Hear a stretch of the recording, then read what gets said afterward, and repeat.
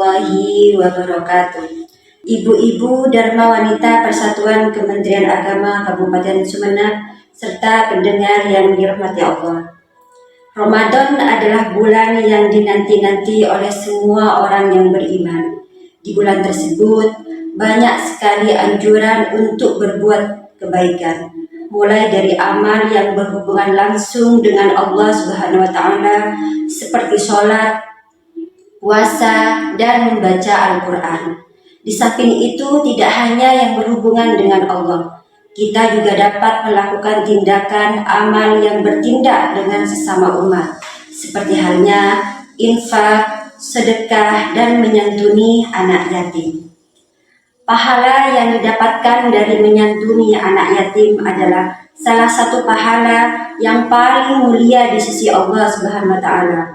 Pahala yang sudah besar ini tentu saja akan dilipat gandakan kepada kalian yang melakukannya di bulan Ramadan.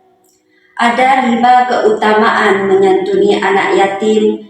Yang pertama yaitu adalah mudah masuk surga. Pahala yang kita bisa peroleh dengan menyantuni anak yatim adalah salah satu pahala yang paling mulia.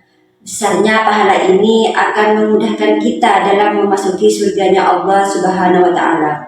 Hal ini berdasarkan dalam hadis, barang siapa yang mengikut sertakan seorang anak yatim di antara 2 orang tua yang muslim dan makan dan minumnya sehingga mencukupinya, maka ia pasti masuk surga. Hadis riwayat Abu Ya'la dan Tabrani.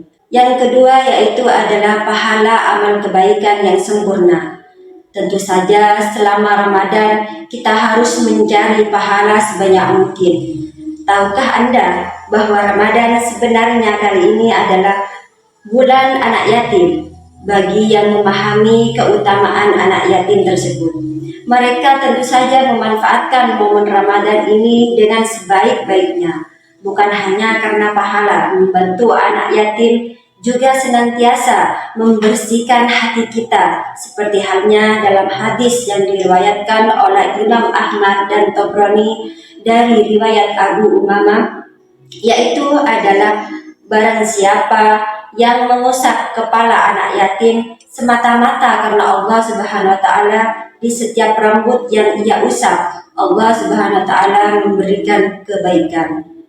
Dengan mengusap kepala anak yatim, kita bisa mendapatkan pahala di bulan Ramadan ini. Tidak hanya itu, kegiatan santunan paling sederhana yang dapat kita lakukan di bulan Ramadan ini adalah mengunjungi rumah yatim dan memberikan mereka makanan untuk berbuka puasa. Keutamaan yang ketiga yaitu adalah mendapatkan doa dari hal ini. Tidak ada suatu hari pun ketika seorang hamba melewati paginya kecuali akan turun 2 malaikat. Lalu salah satu berkata, "Ya Allah, berikanlah pengganti bagi siapa yang menafkahkan hartanya." Sedangkan yang satunya lagi berkata, "Ya Allah, berikanlah kehancuran atau kebinasaan kepada orang yang menahan hartanya atau bakhil." Hadis riwayat Al-Bukhari dan Muslim. Malaikat akan selalu mengelilingi kita, mengawasi setiap gerakan kita. Ketika kita berbuat baik, tindakan kita tentu dicatat sesuai dengan apa yang kita lakukan, serta malaikat akan mendoakan seorang muslim yang mengasuh anak yatim serta menyantuninya, dan akan dicatat amal baik perbuatannya. Keutamaan yang keempat adalah pahala mengikuti sunnah Rasul. Rasulullah Shallallahu Alaihi Wasallam selalu mencontohkan kebaikan dalam setiap perbuatan dan ucapannya, dan yang terkait dengan mengasuh anak yatim. Nabi Muhammad Shallallahu Alaihi Wasallam juga melakukan santunan anak yatim selama Ramadan. Tentunya sebagai umatnya kita wajib meneladani apa yang dilakukan Rasulullah Shallallahu Alaihi Wasallam, termasuk kegiatan mengasuh anak yatim yang beliau lakukan mulia dan ikhlas karena Allah Subhanahu wa taala. Yang terakhir keutamaannya yaitu adalah dihapuskan dosanya. Dalam sebuah hadis, sedekah dapat menghapus doa sebagaimana api memadamkan api, sebagaimana air memadamkan api. Hadis riwayat Tirmidzi. Artinya, pahala yang didapatkan dari mengasuh anak yatim di bulan Ramadan akan menghapus semua dosa seseorang.